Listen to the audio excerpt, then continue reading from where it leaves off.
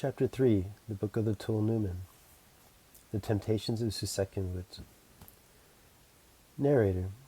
Atom and Apha emerged up out of the sheltered place where they had spent their spiritual infancy into the mortal world, and they called it a lone and dreary world, a world that was filled with wonders and also dangers, and a world where they could not daily walk and talk with all things living. A barrier was placed in their minds between them and the place where the Creator walks, and they were left alone. Then Atan and Apha began to explore their new world and discovered that it was filled with the same plants and animals that they recognized from their previous home. They studied them and learned what was good for food and what was not, what could be used for clothing and for shelter. They found that their new home was not sheltered but was filled with danger. They also found that it was beautiful and filled with wonders. The man and the woman are seen to walk about conversing and gesturing to the many plants and animals around them. Atan. Let us do what we are commanded and seek the face of the Creator. We will take of this world tree limbs, skins, and stones, and we will build a place wherein we may seek his face. Apha. It is good that we act upon the commandments we have been given. Narrator. Atan took tree limbs, animal skins, and stones, and built a place where he and Apha could pray. When they went down into the place and offered up their thanks for everything that they had learned, they began to be visited by spirit beings. Every day they were visited by different instructors, and Atan built an altar and offered an oblation to Elohim. Atan.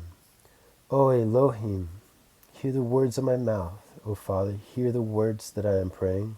O Lord, can you hear the words of my prayer? Heavenly being, why do you offer sacrifice at this altar? Atan. I know not, save that I was commanded to do so.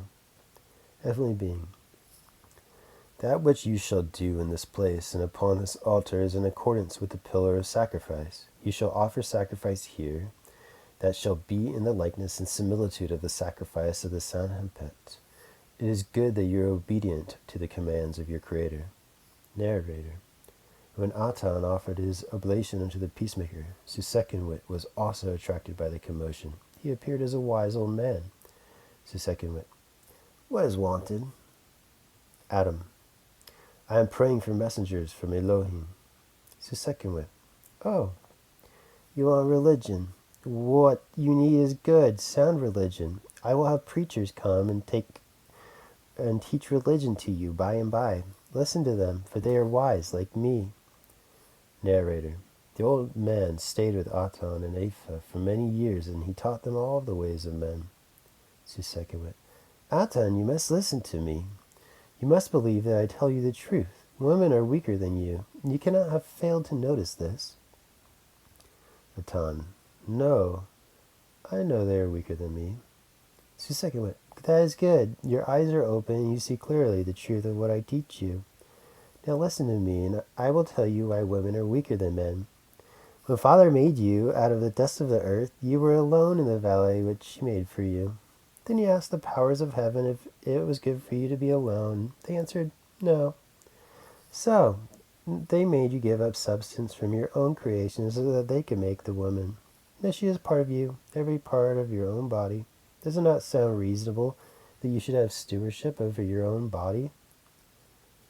Atan. I believe that Creator gave me my body that I might learn to steward it. Tsensenkiwit. That is right, Atan. And when you stretch forth your hand to fell a tree, that you might use it in building a house, do you not have complete control over the faculties of your arm and of your hand? Atan. I do. Tsensenkiwit. Then listen to me, Atan, and I will teach a great thing that will be useful to you in all your days. The woman is made of you. She is bone of your bone and flesh of your flesh. Therefore, she is your property, just as your arm or your hand belongs to you. She is weaker because she is only a part of you and has not the use of all your strength. Therefore, keep her always in check. Do not let her lead you in anything. If you do, you have lost control of your own body and you have brought disorder and chaos to the creation. Atan. The Creator taught me that I should cleave unto her, and she will be a helpmeet for me. Tsensenkiwit.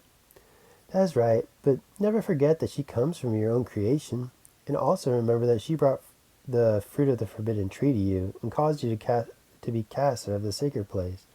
Left to herself, she is capable of great mischief. Therefore keep her in check, Aten. This is my advice and my counsel. That you're the first created body of all the men of this earth. You're strong in the body and your eyes are open. You'll fill the earth with people, but all men are not made the same. There will be strong and there will be weak among you. Indeed, most people are weak. That is why it is important for you to rule this people, for the weak must not rule the people. Make only the strong among you the chiefs of the people. This is a true and right principle. The Creator gives the strong natural abilities that make it only right that they should make subjects of the weak and to dominate them. Look, Aton. Many of the children you've got from that woman love me and reverence my counsel to them. They know that I am wise. You should take heed to what I teach you, even as they do. Aton. I will not judge these things. I will continue in the thanksgiving way given to me by the Creator. Tsensenkiwit. Listen to me. All your children are of men. I am the God of this world. I reign from one end of it to the other. The people respect and worship me. Narrator.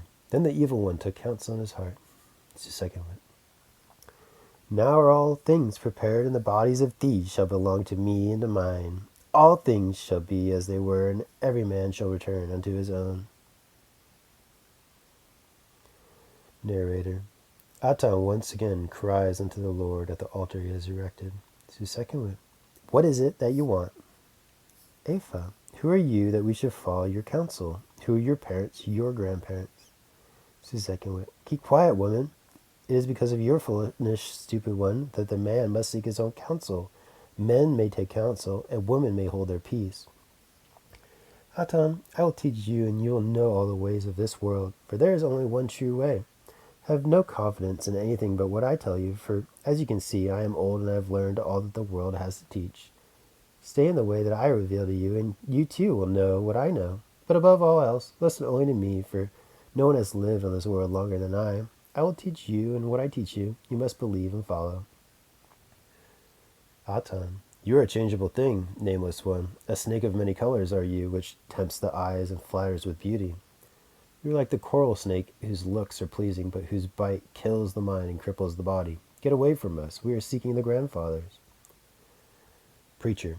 Now, what is all this commotion about? Tsensenkiwit. Good afternoon. Are you an ordained minister of religion? Have you been trained in the ministry? Preacher.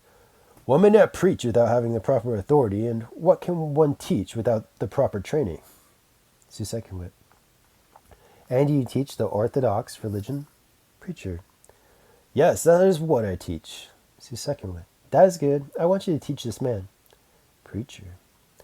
Good afternoon. I understand you're inquiring after religion. Aton. I am looking for messengers from my Creator. Are you one of his messengers? Preacher.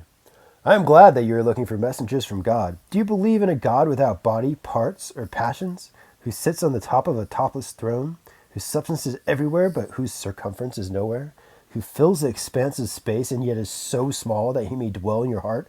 Do you believe in this great being? Aton.